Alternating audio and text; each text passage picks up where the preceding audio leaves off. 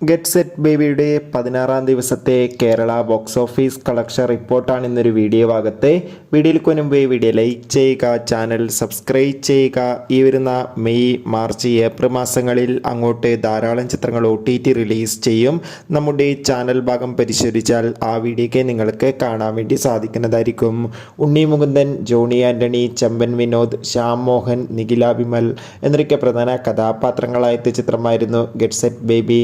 ചിത്രത്തിന് അത്യാവശ്യം ഒരു മികച്ച അഭിപ്രായം തന്നെയാണ് 16-ാം ദിവസമായ ഇന്നും കേരളത്തിൽ നിന്ന് വന്നുകൊണ്ടിരിക്കുന്നത്.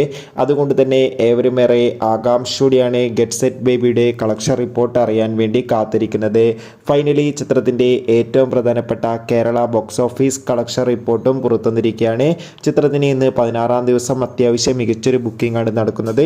അതുകൊണ്ട് തന്നെ ഇന്ന് മാത്രം കേരളത്തിൽ നിന്ന് ഏകദേശം 10-20 ലക്ഷത്തിൻ്റെ അടുത്ത് വരെ കളക്ഷൻ നേടിയെടുക്കാൻ വേണ്ടി സാധിക്കുമെന്നാണ് ട്രാക്കിംഗ് റിപ്പോർട്ടുകൾ സൂചിപ്പിക്കുന്നത്. എന്തായാലും ഗെറ്റ് സെറ്റ് ബേബിയുടെ കൂടുതൽ കളക്ഷൻ റിപ്പോർട്ടിനായി കാത്തിരിക്കാം.